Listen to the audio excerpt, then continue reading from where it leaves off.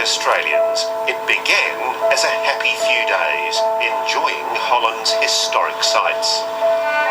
What sort of a bloke was Stephen?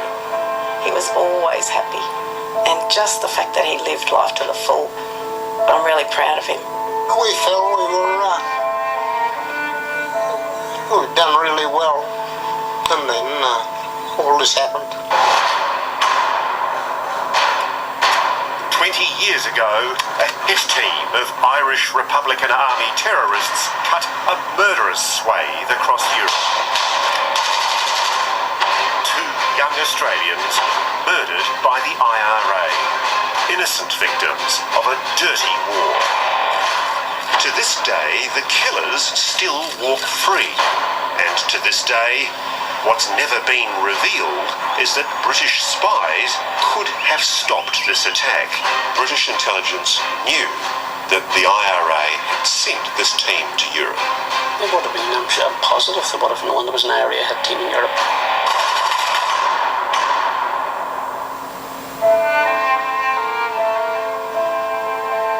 Stephen Melrose was from Brisbane and had only married his wife Lyndall 9 months earlier. The newlyweds took time off from their jobs in London to join Nick Spanos and his girlfriend Vicky for a weekend in the Netherlands. What sort of a bloke was Stephen? Oh, he was always happy, and just the fact that he lived life to the full, I'm really proud of him. I used to call him a lovable Ira-Kill. Stephen's father Roy was very proud his son had become a lawyer and was now working in London. And we're glad he followed the path to be educated. And we felt we'd done really well to educate him. Nick Spanos too was the apple of his family's eye. He was handsome. He had everything, right? Well, he was a god to his people, or to his parents, or to everybody who knew him. It was a spur-of-the-moment decision to stop at the Dutch town of Roermond for a quick meal on their way home. Have you found any meaning behind what happened to Stephen? No meaning whatsoever. It seems to be the wrong person in the wrong place at the wrong time. Roermond was a favourite haunt for off-duty British troops visiting from nearby bases in West Germany. Stephen and Nick had no reason to know that their short haircuts and the British number plate on their car marked them as targets for an Irish hit team hunting British soldiers. Something's always annoyed me with the IRA, and they call it an army. It's not an army when you go around killing innocent people. We know now that these 4 people, Gerard Hart, Donna Maguire, Sean Hick and Paul Hughes, were members of an IRA terrorist cell hiding in the area, preparing for an attack. As the couples crossed the square after their dinner, they had no idea they were being watched. They got to their car. Stephen decided to take one more photo to remember the night. Then horror.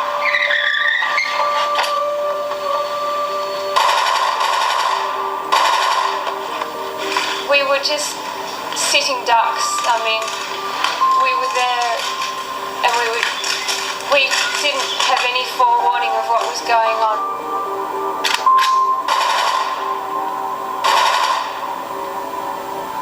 When the window smashed and the shooting was still going on, my door was open and I sort of felt I was waiting for them to come at me, but they didn't. Nick and Stephen had no chance. Both men were dead within seconds.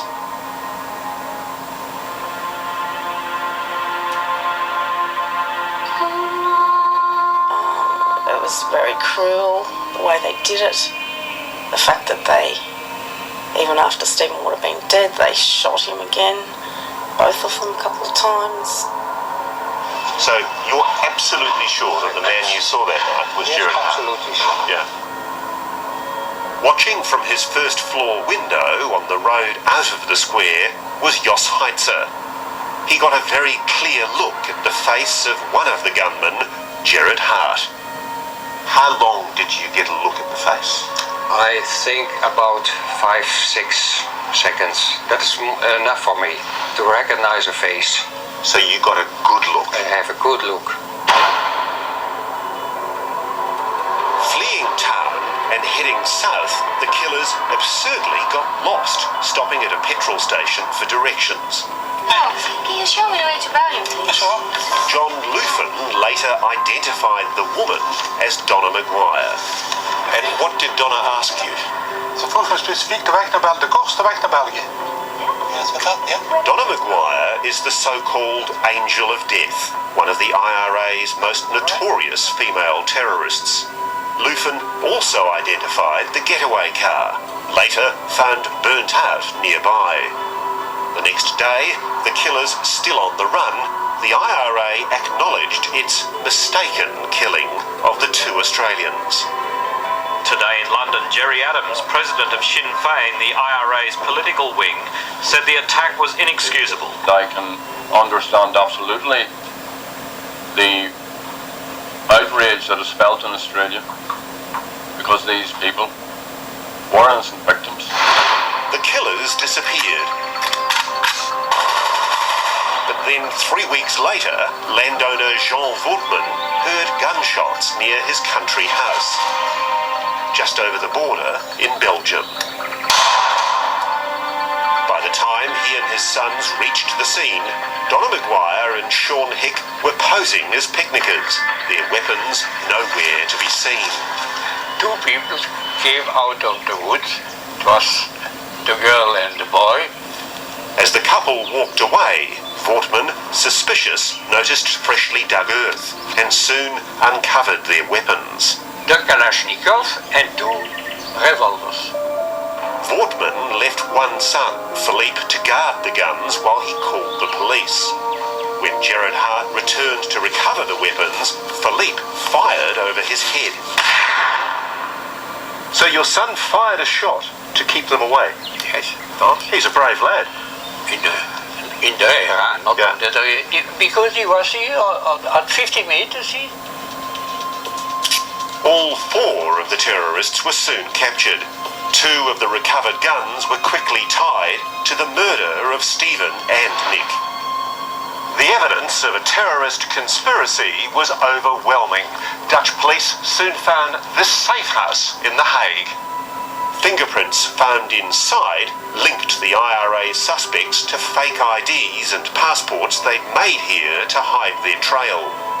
If I was a judge in that time, with that evidence, I should have convicted them, yes.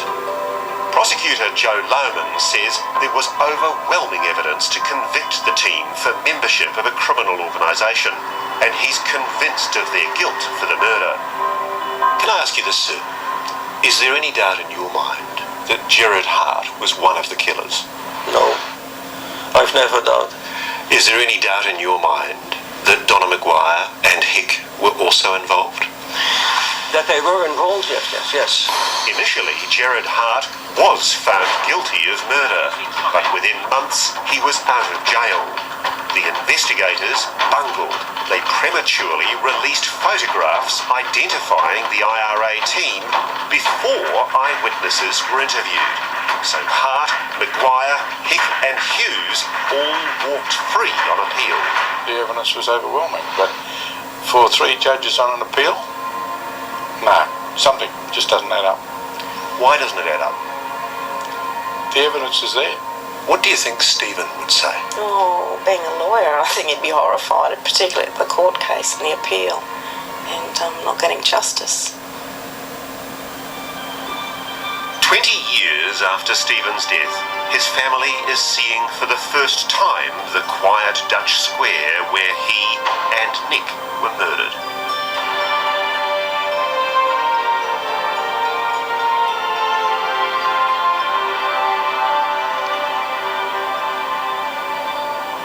Stephen will be about here. And one of them got out, walked up, shot Stephen. Sorry, Roy. And then the car drove up, came very close here, and then shot Nick.